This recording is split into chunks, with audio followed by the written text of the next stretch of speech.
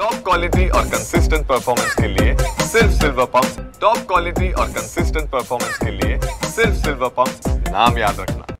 पहलगाम येथील निष्पाप पर्यटकांवरती आतंकवाद्यांनी केलेल्या हल्ल्याचा जबाब द्यावा अशीच सर्व भारतीयांची भावना असताना मध्यरात्रीच्या सुमारास भारतीय सैन्यानं दहशतवादी जे काही दहशतवादी कॅम्प्स होते त्या ठिकाणी 9 ठिकाणी हल्ले केलेले आहेत, ज्याला ऑपरेशन सिंदूर असं नाव दिलेलं आहे। आणि यामुळे संपूर्ण देशभरात भारतीय सैन्याची देशाच्या नेतृत्वाची प्रशंसा केली जाते। आणि त्या संदर्भात प्रतिक्रिया देण्यासाठी आपल्यासोबत आहेत माजी केंद्रीय राज्यमंत्री कपिल पाटील साहेब। नक्की काय प्रतिक्रिया आपण व्यक्त करा?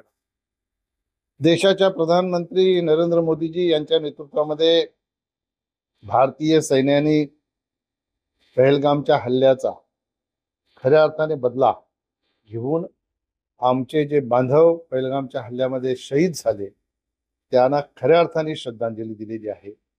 आणि या कालच्या हल्ल्याला सिंदूर असं नाव देऊन खऱ्या अर्थाने आमच्या भगिनींच्या कुंकवाची किंमत मोदीजींनी पाकिस्तानी दहशतवाद्यांचे तळ नष्ट करून 90 पाकिस्तान्यांना खात्मा करून त्यांच्या रक्ताने हा बदला घेऊन खऱ्या अर्थाने आमच्या भगिनींच्या कुंकवाची किंमत प्रधानमंत्र्यांनी चुकवलेली आहे।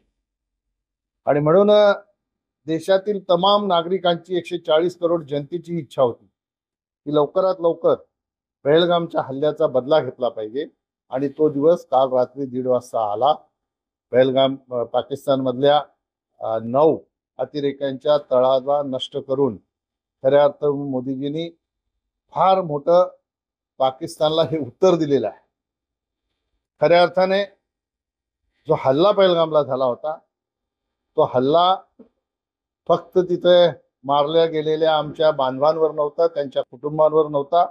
या देशामध्ये असं वातावरण झालं होतं की देशामध्ये राहणारे 140 कोटी नागरिक आहेत, त्यांची कुटुंब आहेत, त्यांना प्रत्येकाला असं वाटत होतं की माझ्या कुटुंबातल्या पुरुषावर हा हल्ला झालेला आहे, माझ्या कुटुंबातला माणूस अतिरेक्यांनी मारलेला आहे। अशा प्रकारची भावना देशाच्या प्रत्येक नागरिकाच्या मनामध्ये होती। आणि म्हणून सगळा देश एक संघ होऊन देशाच्या प्रधानमंत्र्यांना विनंती करत होता की लवकरात लवकर पहलगामच्या हल्ल्याचा बदला घेतला पाहिजे। खऱ्या अर्थाने मोदीजींनी सांगितलं की हा हल्ला आमच्या आस्थेवर आहे, आमच्या अस्मितेवर आहे। मी तर सांगेन की हा हल्ला खऱ्या अर्थाने विकासाच्या माध्यमातून मोदीजींनी भारतातच नाही तर विश्वामध्ये जम्मू आणि काश्मीरच्या बद्दल जो विश्वास निर्माण केला होता त्या विश्वासावर हल्ला आहे। आणि म्हणून याचा बदला घेणं हे अत्यंत गरजेचं होतं। आज काल रात्री 1:30 वाजता आपल्या सैन्याने पाकिस्तानमध्ये घुसून अतिरेक्यांचे 9 तळ नष्ट करून खऱ्या अर्थाने हे उत्तर दिलेलं आहे। यामधून पाकिस्तानने शिकवण घेतली पाहिजे। त्यांनी स्वतः येणाऱ्या काळामध्ये अतिरेक्यांना थारा दिला नाही पाहिजे, अतिरेक्यांचे तळ त्यांनी उद्ध्वस्त केले पाहिजे। अशा प्रकारची कारवाई त्यांच्याकडनं निश्चितपणाने व्हावी अशा प्रकारची शिकवण त्यांना मोदीजींनी दिलेली आहे। त्यांच्या आणि आपल्यामध्ये जो फरक आहे तो हाच फरक आहे की त्यांचे अतिरेकी पहलगामला आले, त्यांनी निष्पाप नागरिकांचा बळी घेतला। आपला आणि त्यांच्यातला फरक हाच आहे, त्यांनी निष्पाप नागरिकांना मारलं।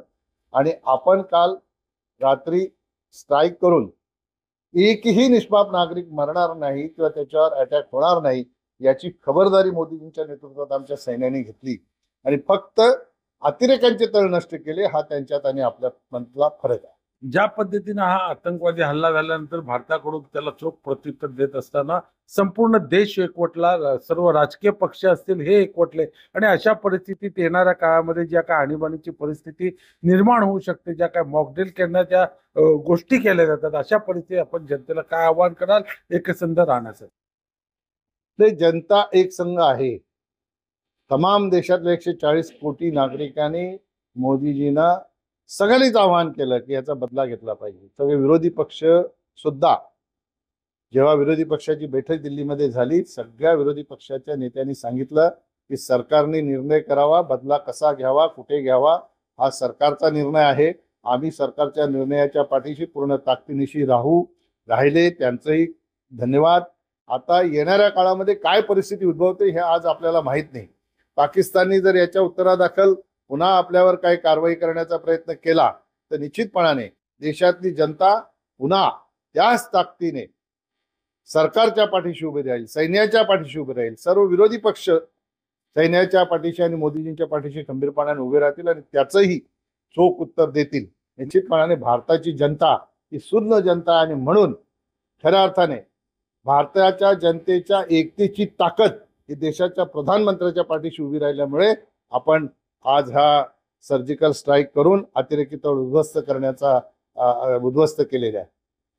एकूणच जर आपण पाहिलं ऑपरेशन सिंदूरच्या माध्यमातून ज्या पद्धतीनं अतिरेक्यांची तळ उद्ध्वस्त केली आणि ही तळ उद्ध्वस्त केल्यानंतर संपूर्ण देशवासीय आज भारतीय सैन्य असेल, भारतीय नेतृत्व करणारे नरेंद्र मोदी यांच्या पाठीशी या निर्णयानंतर खंबीरपणे उभे आहेत. भिवंडीहून संजय भोईर, TV9 मराठी.